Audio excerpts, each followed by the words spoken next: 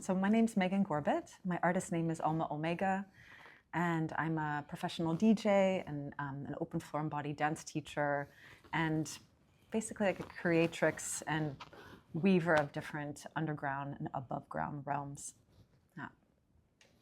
My name is Christa Cocciole, and I'm a work in progress. No, I weave in my background as a therapist and as an artist and a community organizer into transformative processes, and embedded in somatics and trauma-informed work.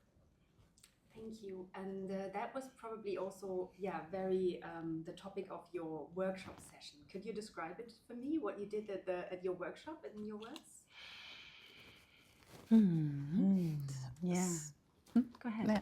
Go ahead. So in our workshop, we gave a space that was generous enough to have each person tap into what they're noticing and their responses. We gave prompts to bring what we notice into words and actually start to practice naming things that we're noticing and how we can get a little bit more freedom in that space. Then we embedded it in some theory around trauma and distress responses that are showing up maybe individually, collectively, and maybe ancestrally. Yeah, and basically just kind of really giving a space to widen the vessel to not just include the intellect and the verbal, but also the somatic and the emotional, the ancestral, like all the different layers, this multiplicity to really come up, to take its place inside the space. But inevitably, to stretch that capacity that vessel has the capacity to be in discomfort, and what we're noticing now in all the meta crisis, that we actually need a somatic place to hold these multiplicities. Yeah. Mm-hmm. Yeah, that was basically already tapping into my next question. So the topic of this summit is connectedness in a fragmented world. So how does the body how does the body help overcoming fragmentation? Or maybe first to detect it. Sometimes I might switch to German if I don't know the English word, but you can still answer in English because my questions won't be on it. So, so to detect a fragmentation, and maybe then also to I don't want to say heal, because it's not always about healing something, maybe rather to witness, but why do we need, why is your work somatic, and why do we need the body for detecting fragmentation? So why do we need the body? Why do we need that? Why do we need this body? I don't need this thing. It's just a brain taxi. Why do we need the body? I'm just going to keep filling it up when I need. No, this is really often the question being asked. Why do I have to know what my body's doing and just let it function until it doesn't function anymore, and then and that's a symbol of a lot of the dominant cultural narratives of valuing more of the intellect and the mind, what have you, and this may be linear, and this intricate vessel that we've been given to hold all these processes in our lives, and I feel it's part of the bringing back this reconnection once again into these cycles of our lives that is taking place inside of our bodies, and how do we start to re-honor the intelligence, the rich intelligence that is there, that's for most of us it's blocked in some ways. So it's this unlearning, relearning, and and so much devotion and time that it takes to go there, actually. I really feel like if we could step into our own ecosystems, we wouldn't be so toxic in other ecosystems. If I can learn to be radically compassionate with what's happening inside of me, with my emotions and with my sensations, then I hopefully can also develop the compassion for what's happening around me. And then more than human beings and other human beings would be included in this compassion. And it's really, when I have the capacity to be in my own shit, that's where I remember the language, I can I can extend that compassion.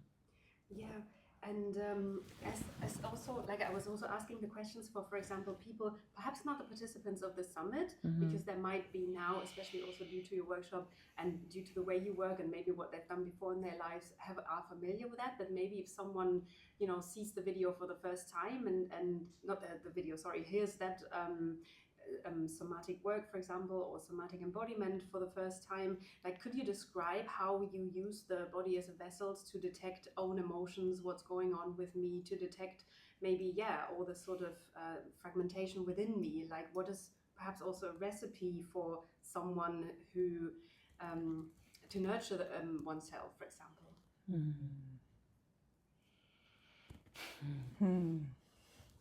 Big one. Yeah, I'm going to repeat the question of like, for maybe somebody outside of the summit, what could be a recipe for meeting the fragmentation inside oneself through, and why somatics, and what's this relationship to the body? May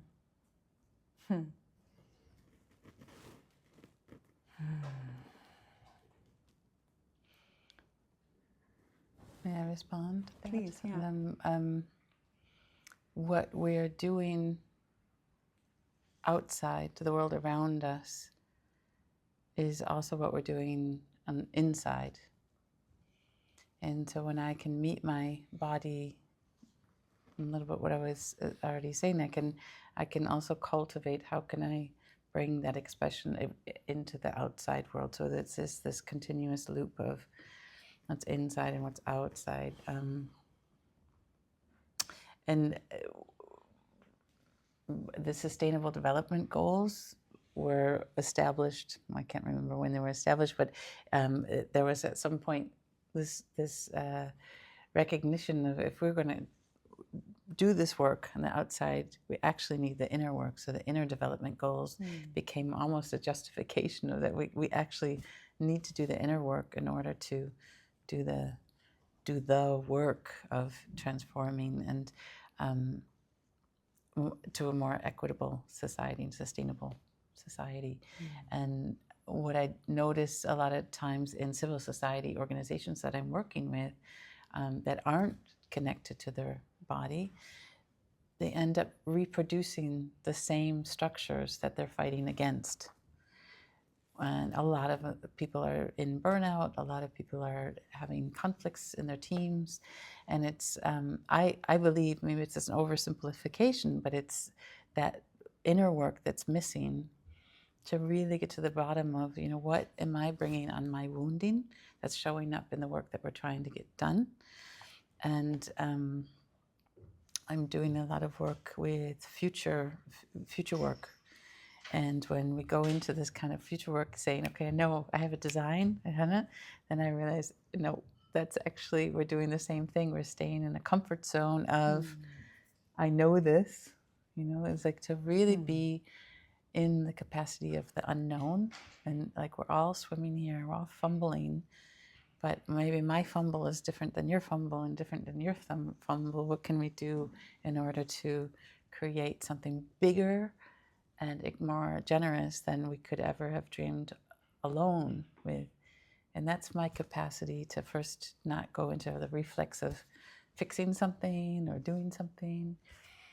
That's also my capacity to sit in discomfort without my trauma responses.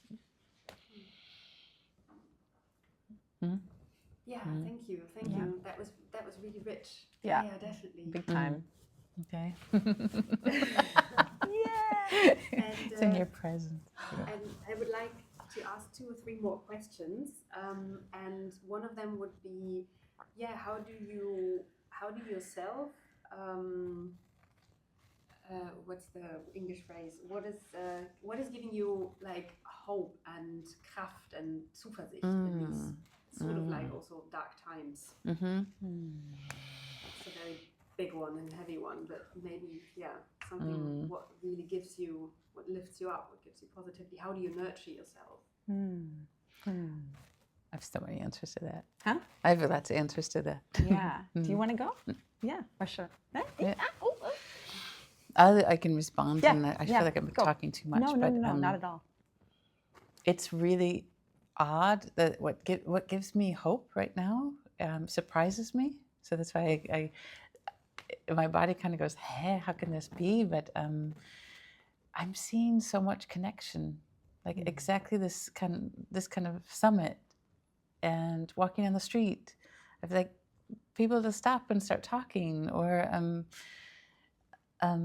there's really this need to connect. And what Margaret Wheatley says, that whatever the problem is, community's the answer. I'm really feeling this right now. I'm really like, hey, we met each other a while ago. Let's work on this, or there's just so much connection, and it might be a trauma response. I don't know, but right, whatever it is, there's so much warmth in me right now. Of people doing the work and the love, and even meeting new people, and just feeling like, hey, I gotcha. Yeah. I absolutely can relate to this. Yeah, this feeling of okay.